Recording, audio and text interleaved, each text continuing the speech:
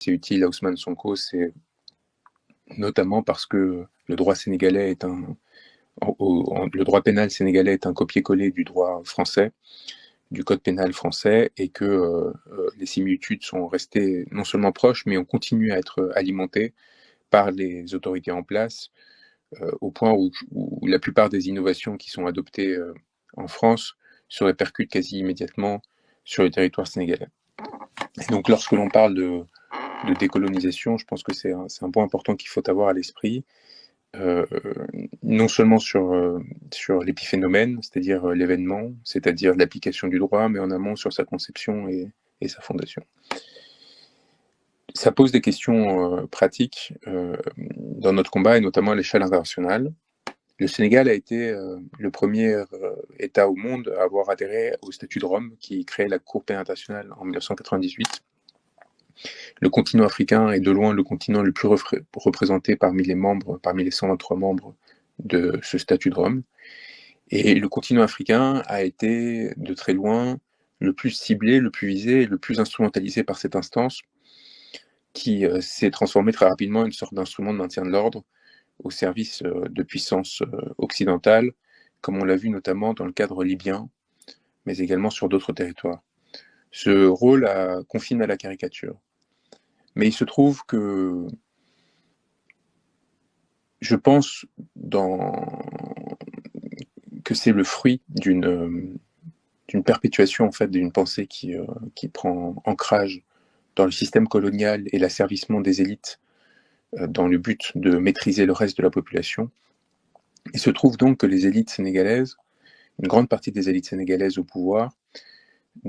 tirent grande satisfaction et fierté du fait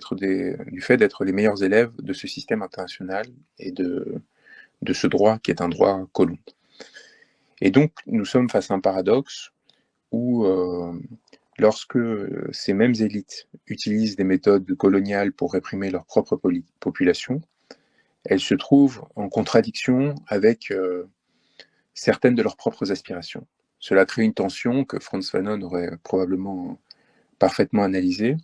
qui les met dans une dichotomie qui est irrésoluble et qui explique, à mon sens, la situation actuelle au Sénégal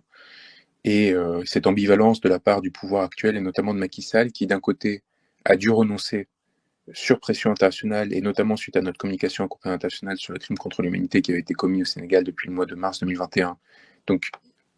du fait de cette pression, a dû renoncer, à mon sens, à se présenter un troisième mandat. Et dans le même temps, se retrouve dans une position de violence extraordinairement radicale, une radicalisation de son exercice de pouvoir, qui s'abat avec une rage extraordinaire sur les populations. À mon sens, l'épisode de mon passage au Sénégal confirme cette interprétation à travers l'arrestation de citoyens qui m'auraient croisé ou vu ou aidé pendant mon passage au Sénégal dans la suite immédiate de ma libération. Contraint de me libérer pour respecter les impératifs que lui imposait la communauté internationale et les principes du droit international et des droits de l'homme, M. Sall s'est comme vengé sur des citoyens sénégalais qui s'est moins protégés qu'un avocat français, espagnol, dont la situation visible pouvait produire des difficultés dans la perception internationale que la communauté internationale avait de lui. Il faut avoir à l'esprit que M. Sall souhaite un mandat dans les instances internationales, les organisations internationales. Et ça aussi, c'est très révélateur. C'est très révélateur et très important parce que ça permet de comprendre qu'il y a là, en fait, une adhésion qui n'est pas seulement idéologique, qui n'est pas seulement psychique, mais qui est aussi d'intérêt, qui est aussi symbolique. D'intérêt, évidemment, parce que ces organisations offrent toute une série de commodités, d'avantages,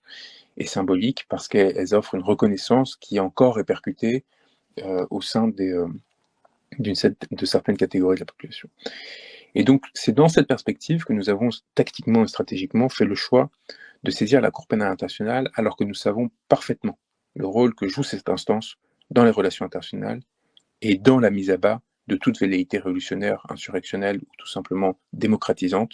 au sens le plus profond du terme, c'est-à-dire non seulement politique, mais aussi économique et social, au sein des territoires africains. Nous l'avons saisi parce que nous savions en fait que c'était quelque chose d'intolérable pour l'élite sénégalaise que de se retrouver épinglé, exposé par ces instances-là. Et donc, nous avons décidé d'aller contre notre propre intuition en nous appuyant sur ce droit qui n'est pas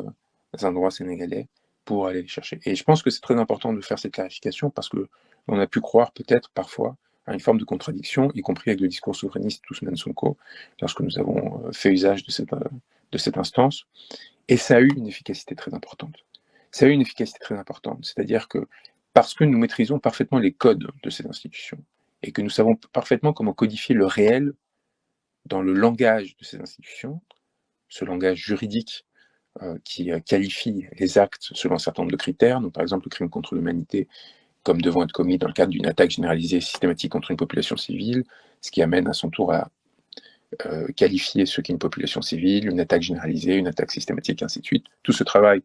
on peut le faire et on a pu traduire la réalité de ce qu'avait vécu le Sénégal depuis mars 2021 dans les termes de cette instance et donc in fine de la communauté internationale et de ce droit qui nous est étranger. Et à partir en fait de ce travail qui nécessite l'influx nécessairement de personnes qui sont intégrées à ce système. Et ça a été mon cas lorsque j'ai été stagiaire, puis j'ai travaillé à Coupe internationale, puis au ministère des Affaires étrangères français, et ainsi de suite. Ce bagage, et avant dans les grandes écoles françaises que j'avais faites, mon doctorat, tout cela réuni me donne un bagage qui devient des armes. C'est comme si j'étais rentré dans une caserne et j'avais réussi à prendre le stock d'armes avant de partir, de pouvoir les redistribuer à la population. C'est en tout cas comme ça que j'envisage mon rôle, et c'est comme ça que j'envisage en particulier la saisine de la Cour pénale internationale. Le risque qui se pose n'est pas tant dans la réussite ou l'échec de cette procédure, qui est nécessairement vouée à l'échec dès lors que la société occidentale ne trouvera pas d'intérêt à ce qu'elle devienne une réussite, ce qui nous place en position d'asservissement. Le risque se situe plutôt, à mon sens, dans la désactivation politique que peut entraîner l'utilisation du droit, et donc quelque part la désouverainisation des peuples sénégalais. Je m'explique. Dès lors que le peuple sénégalais pense qu'il est pris en charge, que son destin est pris en charge par des tiers, et là il y a un risque symbolique secondaire qui est en plus par notamment un avocat blanc et ainsi de suite. Nous passons sur ce point qui me semble moins important à ce stade. Dès lors que la population sénégalaise, en particulier les militants du PASTEF, pensent que ne comprendraient pas que ce que nous faisons est ajouter un instrument entre leurs mains pour légitimer leur lutte et pour leur permettre de produire ce changement démocratique qui est tant attendu, cette resouverainisation du peuple sénégalais qui leur permettra ensuite de manger à leur faim, de retrouver un équilibre économique, de retrouver des perspectives professionnelles, de reconstruire des institutions qui soient plus justes et plus au service de leurs intérêts, de façon à ce que les départs vers l'étranger ne soient plus nécessaires, de façon à ce que l'on retrouve une forme de dignité, de fierté nationale que ces dernières années avaient atteint. Si l'on malinterprète le fait que ces procédures n'ont pour fonction que d'ajouter à cet arsenal une arme supplémentaire, et non pas de se substituer à la lutte et aux mobilisations populaires qu'ils ont menées avec un courage extraordinaire et qui a fait exemple à travers le monde, eh bien, elle risque d'avoir une confusion, une forme d'attentisme qui s'installe, de la même façon que lorsque l'on se met entre les mains d'un homme politique en se disant qu'il va faire tout le travail à notre place et que désormais notre destin est bien pris en charge et que l'on peut se défaire de notre engagement dans les affaires citoyennes. Il est essentiel de comprendre que le droit est une arme qui est dirigée contre l'adversaire, mais qui ne peut pas se substituer à la puissance de l'engagement des corps qui doivent rester non seulement mobilisés, mais engagés dans cette prise de risque qui, pour certains, confine au sacrificiel, qui redonne une forme de foi dans l'espoir et d'espoir dans le rapport tout simplement aux politiques et à l'humanité bien au-delà des frontières du Sénégal et qui permet de faire rayonner ce pays, non d'un point de vue victimaire, car c'est aussi l'autre défaut de ce genre de procédure, qui présente notre camp comme étant victime, alors que c'est un peuple qui tient droit, qui est en lutte et qui a une forme d'engagement qui touche au magique et au sublime. Et donc à partir de là, évidemment, face à la répression qui s'accroît,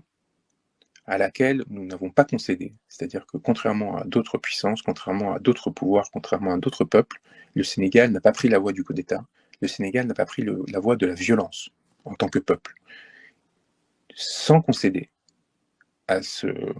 dicton, donc, que j'ai entendu d'ailleurs être répété